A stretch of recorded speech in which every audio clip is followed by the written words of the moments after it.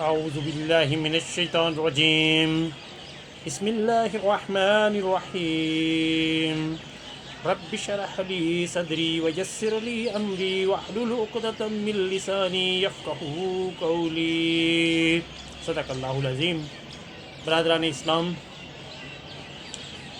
آج میں آپ کے سامنے جس موضوع پہ لب کشائی کرنے لگا ہوں وہ ہے کہ کیسے حضرت عبد المطلب نے حضور پاک صلی اللہ علیہ وآلہ وسلم کے والد گرامی حضرت عبداللہ کے بدلے 100 اونٹ قربان کیے۔ تو برادران اسلام، اس سے پہلے جو میں نے ویڈیو بنائی اس میں آب زمزم کے کنواں جو کہ حضرت عبد المطلب نے کھودا تھا اس کا واقعہ تفصیل سے بیان کیا، اور جب وہ کنواں حضرت عبد المطلب کھودنے لگے تھے تو انہوں نے دعا کی تھی کہ یا اللہ اس کو میرے لیے آسان فرما، اور یہ منت مانی تھی کہ میں اپنے بیٹوں میں سے ایک بیٹا اللہ تبارک و تعالیٰ کی راہ میں ذبح کروں گا، قربان کروں گا۔ تو جناب، جب آپ کے دادا جان عبد المطلب نے وہ کنواں کھود لیا اور اپنی منت کو بھول گئے تو ان کو خواب میں کہا گیا کہ اپنی منت پوری کرو۔ انہوں نے ایک مینڈا ذبح کیا اور اس کو لوگوں میں بانٹ دیا۔ تو برادران اسلام، ان کو دوبارہ کہا گیا کہ بڑی قربانی پیش کرو۔ انہوں نے ایک بیل ذبح کیا، اللہ تبارک و تعالیٰ کے راستے پہ اس کو بانٹ دیا۔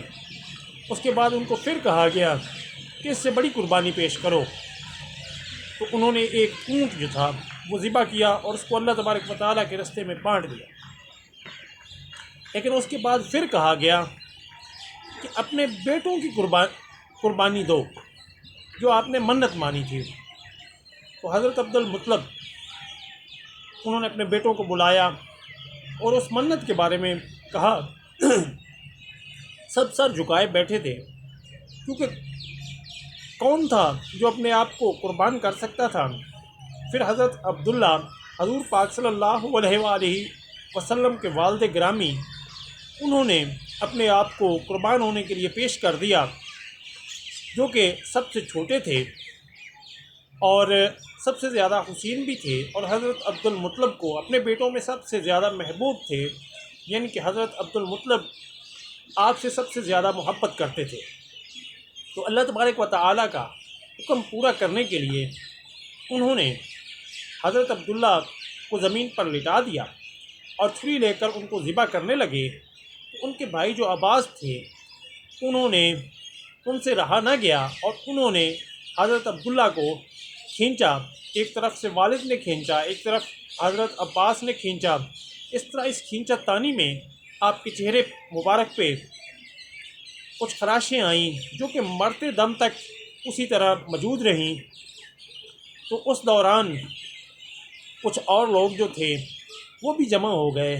انہوں نے حضرت عبد المطلب سے کہا کہ اگر آپ نے اپنے بیٹے کو ذبح کر دیا تو اس کی والدہ کی زندگی جو ہے وہ خراب ہو جائے گی، تو آپ ایسے کریں کہ اگر آپ نے منت پوری کرنی ہے تو ایک کاغذ کے ٹکڑے پہ 10 اونٹ لکھ لیں اور ایک پہ حضرت عبداللہ کا نام لکھ لیں اور کوڑا ڈالیں۔ اگر کوڑا اونٹوں پہ نکل آئے تو 10 اونٹ ذبح کر دیے جائیں، قربان کر دیے جائیں، اور اگر حضرت عبداللہ کے نام پہ نکل آئے تو پھر 10 اونٹ اور بڑھا دیے جائیں، اور یہ اونٹوں کی تعداد مسلسل بڑھاتے جائیں۔ جب اونٹوں کے نام پہ پورا نکل آئے تو وہ جتنے اونٹ ہوں وہ قربان کر دیے جائیں۔ تو حضرت عبد المطلب نے اس طریقہ کو پسند فرمایا اور 10 اونٹ ایک کاغذ پہ لکھے گئے اور دوسرے کاغذ پہ حضرت عبداللہ کا نام لکھا گیا۔ تو حضرت عبداللہ کا نام قربانی کے لیے نکلا، پھر 10 اونٹ بڑھائے گئے، پھر 10 اونٹ بڑھائے گئے، مسلسل بڑھاتے رہے۔ جب ایک طرف حضرت عبداللہ کا نام لکھا گیا اور دوسری طرف 100 اونٹ لکھے گئے تو اس وقت کہیں جا کر اونٹوں کا نام نکل آیا۔ تو حضرت عبد المطلب نے وہ 100 اونٹ جو تھے وہ اللہ تبارک و تعالیٰ کی راہ میں خانہ کعبہ کے پاس قربان کیے، اور کسی کو کھانے سے منع نہیں کیا۔ تو انسانوں نے، جانوروں نے، چرند پرند نے، وہاں سب نے جو تھا ان کو کھایا۔ اس بارے میں امام زہری فرماتے ہیں کہ یہ پہلے شخص تھے جنہوں نے کسی جان کے لیے 100 اونٹ قربان کیے۔ اس سے پہلے عرب میں یہ رواج تھا کہ وہ کسی جان کے فدیہ میں 10 اونٹ جو تھے وہ ذبح کیے کرتے تھے یا قربان کیا کرتے تھے۔ اس کے بعد یہ عرب میں قانون بن گیا کہ کسی بھی جان کے بدلے، اس کے فدیہ کے بدلے میں 100 اونٹ قربان کیے جائیں گے۔ جب نبی پاک صلی اللہ علیہ وآلہ وسلم کا زمانہ آیا تو نبی پاک صلی اللہ علیہ وآلہ وسلم کو اس کا ذکر کیا گیا، تو نبی پاک صلی اللہ علیہ وآلہ وسلم نے اس طریقہ کار کو درست فرمایا۔ اسی لیے نبی پاک صلی اللہ علیہ وآلہ وسلم فرمایا کرتے تھے کہ میں 2 ذبیح ہوں، یعنی حضرت اسماعیل اور حضرت عبداللہ کا بیٹا ہوں۔ تو برادران اسلام، یہ ہے خاندان نبوت کہ اتنی بڑی جناب قربانی دینے سے بھی دریغ نہ کی، اللہ تبارک و تعالیٰ کے حکم کو مقدم رکھا۔ اور بیٹا جو ہے یہ بہت پیارا ہوتا ہے، یہ کہنا بڑا آسان ہے کہ جی انہوں نے بیٹا قربان کر دیا یا کرنے لگے، لیکن یہ جو پریکٹیکلی اس کو کرنا ہے یہ بہت مشکل ہے۔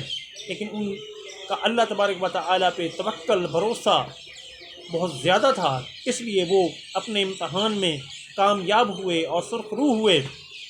تو برادران اسلام، فیضان نظر تھا یا کہ مکتب کی کرامت تھی، کس نے سکھائے اسماعیل کو آداب فرزندی۔ تو برادران اسلام، اللہ تبارک و تعالی ہمیں نبی پاک صلی اللہ علیہ وآلہ وسلم اور ان کے خاندان سے محبت کرنے کی توفیق عطا فرمائے، اور ان کے صدقے سے ہمارے حال پہ رحم فرمائے۔ آمین ثم آمین۔ آسن الجزا، بارک اللہ فی مالہ و عمرہ۔